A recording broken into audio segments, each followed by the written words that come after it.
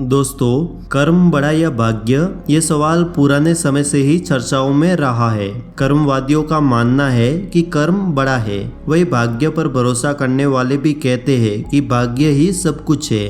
ऐसे में लोग जानना चाहते हैं कि क्या उन्हें कर्म करना चाहिए या फिर भाग्य भरोसे बैठ जाना चाहिए। तो दोस्तों, सबसे पहले हमें एक बात समझनी है कि कर्म और भाग्य एक ही सिक्के के दो पहलू है। कर्म ही भाग्य है। आज किया गया कर्म भविष्य में भाग्य का रूप लेता है। जैसे अगर हम किसी पौधे को रोजाना पानी दे रहे हैं तो निश्चिंत ही वो बड़ा होकर आपको फल फूल देगा। पौधे को पानी देना हमारा कर्म हुआ, लेकिन पौधा सुरक्षित रहकर पेड़ बनेगा और फिर हमें फल देगा, ये हमारे भाग्य पर निर्भर करेगा। इसे हम एक छोटी सी कहानी के रूप में समझते हैं, आपको भी बहुत आसानी से समझ आ जाएगा। एक विद्यालय में दो बच्चे पढ़ते थे। दोनों दोस्त थे। उसमें से एक बहुत मेहनती था जो पढ़ाई भी बहुत करता था, पर कभी भी कक्षा में प्रथम स्थान प्राप्त नहीं कर पाया। वही दूसरी तरफ उसका दोस्त आलसी, जो कि नकल करके और भाग्य भरोसे अच्छे नंबर ला लेता था। मेहनती लड़के को इस बात का दुख था कि मेहनत के बाद भी वो क्यों पीछे है, जबकि उसका दोस्त बिना मेहनत के ही बेहतर है। तो उसने सोचा इस साल वो भी मेहनत नहीं करेगा और नकल करके पास हो जाएगा। पूरे साल दोनों दोस्तों ने बिल्कुल पढ़ाई नहीं की और खूब मजे किए। जब एग्जाम आया तो खुशी खुशी एग्जाम देने पहुंच गए।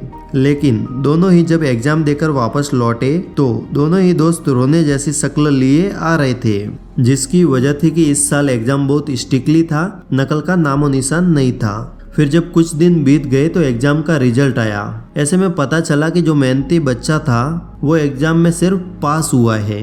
वही नकल करने में माहिर लड़का इस बार फेल हो चुका था, क्योंकि इस साल एग्जाम में नकल करने नहीं दी गई। अपने दोस्त को फेल होते देख मेहनती बच्चा समझ गया था कि बिना कर्म के भाग्य भी साथ नहीं देता। मेहनती बच्चा भी इसीलिए पास हुआ था कि उसने आगे की क्लास में अच्छी पढ़ाई कर रखी थी, तो उसे जितना कुछ आता था उसने सब जोक दिया। ऐसे में भाग्य ने भी थोड़ा साथ दिया और पासिंग नंबर आ गए। वही नकल करने वाला दोस्त सिर्फ भाग्य के भरोसे था, जबकि उसे नहीं पता था कि भाग्य ऊपर उछाले गए सिक्के की तरह होता है, जिसके नीचे गिरने पर हेड या टेल कुछ भी आ सकता है। वही कर्म उस झूले की तरह है जो दो रस्सियों से बंधा है, जिसमें एक कर्म और दूसरी भाग्य रूपी रस्सी है।